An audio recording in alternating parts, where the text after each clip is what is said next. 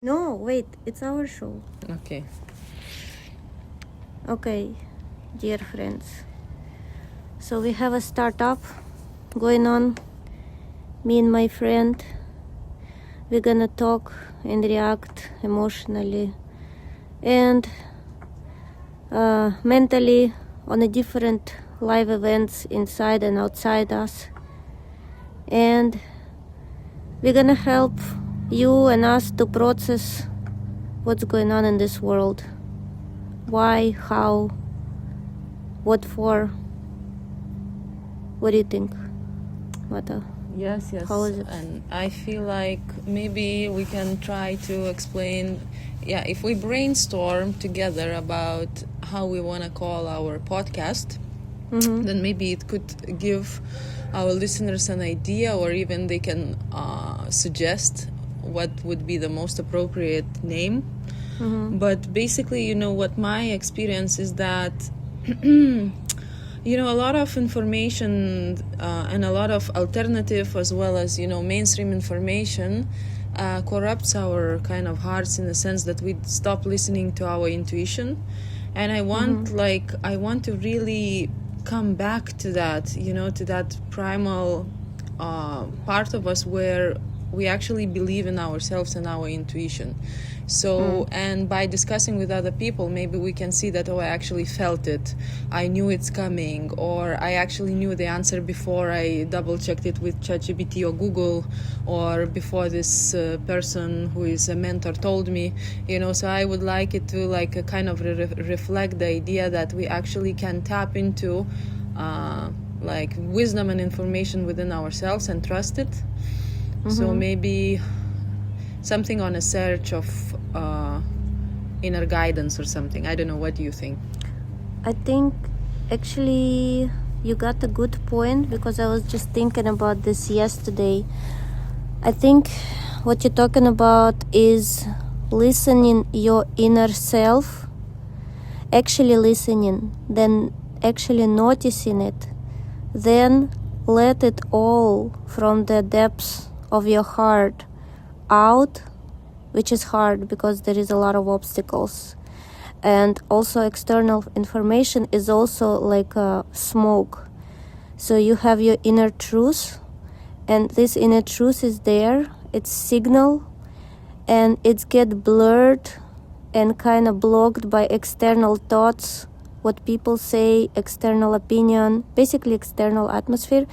So sometimes we hear it and we ignore it. Sometimes we hear it and it comes up and we try to say it, but we cannot say it because it's socially inappropriate probably to say your inner truth. Or probably the person that you're saying is not, emotionally, it's not your emotional safe person to say. Not compatible. Not compatible, not vibrating on the same. And so it has to be some kind of selective. You have to select who you really can tell your inner truth. And then if inner truth happened to come through all of these obstacles outside and came out, and you can hear it, and then you can translate it to outside world, and then you can leave it, I think it's my highest goal. I think it's this is what soul to soul connection. Yeah, I think what we were taught socially mostly, and from the age of we were toddlers, that our emotion and our feeling is not valid, with all the tantrums being suppressed, and then in society, at school, how to behave to please others. And then what happens is actually when you start forming your identity from what other people tell you your identity is, then you actually lose yourself. So basically, trying to unlearn not to trust our inner instinct is very hard and difficult kind of path, because you have to have courage to be not to be liked. Because the biggest fear I feel like people have is not to be loved, not to be accepted, to be rejected. And we learn that from very young age, when we first experience our tantrums and emotions and whatever, and somebody and we don't get validation, then we seek validation by following some rules, and we try to follow in the best way religious rules, social rules, this rules and that rules at work, and in which we sometimes get disconnected from what do I actually want to feel or need. So maybe, I don't know, when we can form our podcast around these topics, but then what to name it? So and form our tribe. Like you got a good point about afraid to open up, but again, I feel it has to be selective, because with some people you feel like you vibing on the same vibration and it's easy for you to open up. Yeah. And I think it's natural, because everybody on a different level, and we cannot be liked and accepted by everybody. Yeah. So there will be, I would say, people who either neutral, do not care, either hate it, but it's their position on this vibrational scale. But we kind of think about the society like impersonal. So it's like either everybody have to accept me or done, or I'm gonna pretend all my life. But I think it's not realistic also. Yeah, to expect everybody. To be yourself is like you have to take like responsibility. Yeah, if and you it's express scary. if you express your personality, you have to take responsibility that someone will not like it, and it's okay because it's not for them. It's for those people who like it. Yeah, it's for the people who's gonna, if they're not around right now, they may come later. But because the thing is, why is it important to express yourself? You know why? Because if you do not express your inner truth, the other people kind of will never know. They will never know. So like-minded, like vibrational people, they may instinctively come to your association. But if you don't express and send it out to the world and tell the world, okay, this is like me like this, they will never know. Yeah. So it's always loneliness. Yeah. I mean, you basically will not live then, because we are not meant to be separate. So the needs, again, gonna be not satisfied. So there is only one way to live, is to express your inner truth and be yourself. But why are we talking about it when I'm after 40? Why can we do it like since the beginning of our life? I know why. Because hormonally now we are changing. Perimenopause and all these things, the estrogen goes lower, and suddenly we realize, I was living my life to please others all the time, because that's what estrogen does. It's like, let's take care of everybody but not myself. And then suddenly we become normal. Like, we are turning into men a little bit, in a sense that we are not high caring about ourselves only. Yeah. So we are not high on the hormones anymore, and we can be a little bit more sober.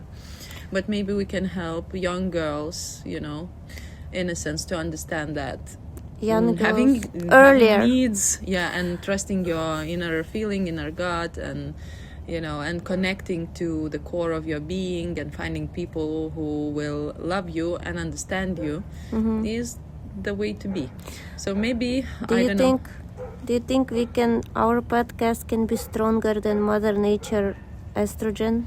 No, but it can be informative, because nobody informed me about anything, and I wasn't ready. So even if even if I hear some lady speaking, let's say, about realities of life when I'm 25, I may not necessarily be in a situation to apply the knowledge, but somewhat after 10 years, some sentence will be stuck in my head, and I will then hear it in my thoughts and think, this is, I can apply this now. It's like a software, even if you read any kind of information about health, about philosophy, about relationships, and at the moment you have nowhere to apply it, but still it can stay with you for the later. Like a seed that like didn't a seed grow yet.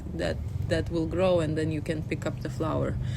That's a good point. So what about connecting through the generations, or intuition of generations, or women of generations or something generations, if we want to kind of not only talk between 40 years olds, maybe we want to include younger people too, and that's older. a good point. I don't know, whatever. Maybe we can.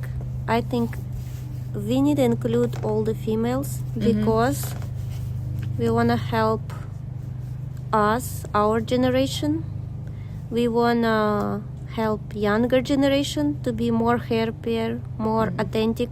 And then we need to help also elderly people, elderly women. Because, yesterday I was scrolling through the phone and listening. And then I came up into the channel of one lady who is 60 years old. And in their community, about 60s, they have,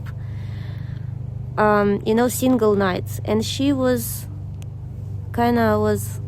not happy about it, like saying, who would do it at this age? Like, people are not attractive. Even people at the age of 60, 70, they're usually not attracted to start brand new relationships with 60, 70, 80 years old. So it's less about appearance it's become more about who you are like a person. What's your soul? She said that she would rather spend time with a friend, soul-to-soul conversation, than trying to impress or opposite gender. The problems and thoughts and questions, life questions, are the same at this age when I listened as in our age, and I think the age younger. So I think this podcast could be for just everybody, even the males, even husbands or just any other males. It would be nice for them to hear it and understand womanhood more, I think it's for everybody. What about intuitive feminine something then? Because we have to also, it's not about, I really don't want to turn us into, like this, how to explain even it? Like, who knows more, super mama, super woman, super feminist, this and that? No, not super. Any ego, based on position in the world, on the knowledge acquired through the book or whatever. So I just wanted to be intuitive and that people speak from the heart. Right. Yeah. What about soul in a woman's body? Experiencing soul truth in a woman's body. I don't know, like community of the heart. Oh yeah. Community of the heart, and then, but then we can say if we don't want if we want both men and women to come, maybe this like not putting genders and things like that would be awesome way. Yeah, I think it's open for everybody who is on the same page. We can vote. So how many different names we have? Or maybe our listeners can suggest in the comments. Yeah, which one is the name best of podcast and topic. Yeah. But we're gonna have like for now some kind of name to just put it. Yeah. Like temporary or something. Yeah. What about and community then we can of choose. The heart with Ruru and what is your name? Luliana. Did you say Luliana or Liliana? Luliana. I like it. Yeah. I like it. That's good. Because in a sense, in the age of information and technology and so on, the first thing that goes is the warmth of the heart. People judge each other based on their income, based on their appearance, based on their social status, based on their achievement, and things that like used to be important 100 years ago, which are of value actually, compassion, patience with each other, just offering friendship and things like that. The things that come from the heart to other people is like considered to be a little like, not so important, but actually they are the most important. Somebody said that make sure you are not growing another genius, because we have enough geniuses. Make sure you grow your kids to be good people. So maybe I would like to bring that kind of as a value forward. Just fifth chakra things. I don't know, even I myself have to develop it, but that's what it's lacking for me in society at large and in smaller communities too. Everybody is trying to be better than the other, you know, feeling more important than the other people, competing where there is no competition. In the end, we're all gonna die, you know. So I would like to minimize that competitiveness, and bring forward maybe learning from the past a little bit, you know, learning to be just warm, good, kind, compassionate human beings, first of all. Not even women and men and this and that, not confrontationally, just, you know, trying to understand each other. That's a good point. Do you think cooperation and compassion is more like a female trait, female energetic trait, and competition and conquering is more like a male energy? Yeah, I don't know. It might be, but it doesn't go one without the other. You know, we still inside of our own beings, we have two sides of us. Every woman has a feminine and masculine side. Every man has masculine and feminine side. But if we feed only one, like then the other one is suffering. And the problem is that mostly we deprive ourselves of happiness because we are just you know, not nurturing the side that needs to be nurtured as well by nature. You know, I want to say about I met online, of course, Paul Chek. This is like an American man in his like 60s. He's like philosopher. He's a sportsman, and also he's exploring himself to different spiritual techniques. He tried to be vegetarian, vegan, raw foodist. He tried this meditation, that meditation, different, you know, different. And so last time I was kind of listening to him. So he was trying to live each day. He was starting. So everything he do, basically, he was asking his soul. He was asking his soul, for example. So he said, to listen your soul is hard because it's usually such a quiet voice. So he said, you need to start small. For example, ask your soul, what color of pants, for example, I want to wear. Do I want, like, for example, pear on an apple? And listen. And he said, really listen inside. And once you get used to listening, your soul answers, try more bigger questions. So his goal was, at least like a couple years ago, I was listening to him, and he's also doing podcasts and like taking people for trainings in his California. He's really like, I like him. So he's living, so the decisions he make, his goal, all the decisions from the soul, which was pretty hard for him. And the way he explained, and I feel it's very hard because most of the decisions we make is under influence of previous plan. I made a plan since morning, or this is what the parents told me, or this is what society told me. Again, going back to it. So, and also our decisions make, are we, you know, like we give compassion sometimes to situations where we thought to give compassion, not from the heart. And we compete because we told that in this situation you have to compete, you know? Even these traits about and being nice and kind, sometimes we apply it in situations where your heart told you no, you do not do it. And another situation you compete and you feel like something is not right, you know, like it's not. So it's supposed to be pleasant family situation, but there is some kind of weird competition feeling. So everybody's supposed to love in a family, respect and cherish each other, but there is some competition going on in your heart, like, wait, are we like, you know what I'm saying? So but it is maybe normal, and then the person has to call each other out, at least in a family. I feel like, you know, because we are in this constant stress of closing all the main physical needs, there has to be food, there has to be money, there has to be electricity, there has to be a house, there has to be a car, and basic so we needs. are rushing when in actuality we need to stop and think what just happened, why was I competing or being childish or whatever. So the pace of our life, because we live in fear, is that way. But the thing is that we put ourselves in that fear. So maybe we can discuss this topic becomes another topic in the next session. Oh yeah, I feel like we have a lot of topics. How our life turns into something that's driven by fear.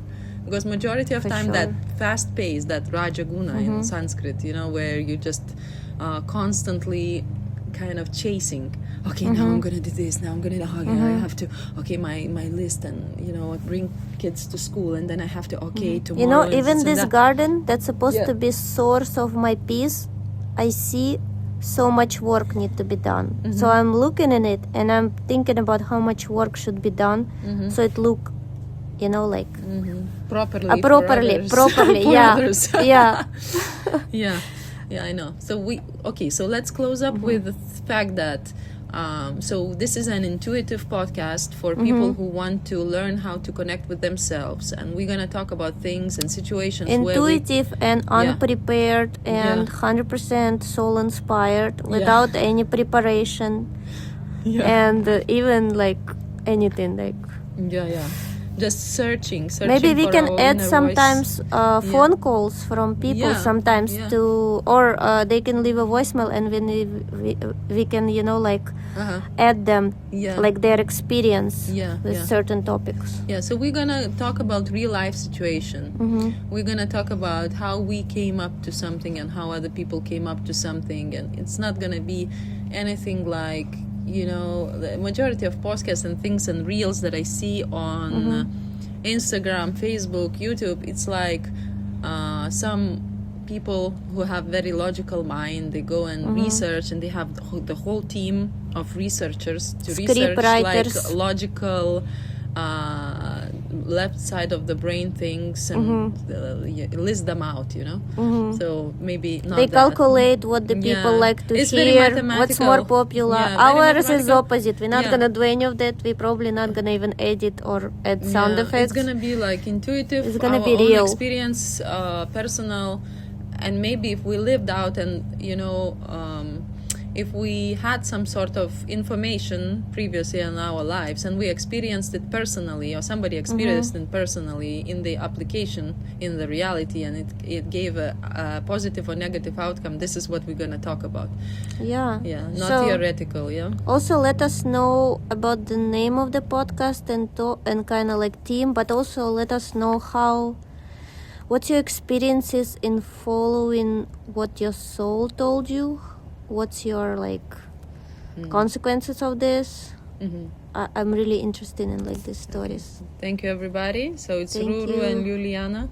Yay! See you later. See you next week.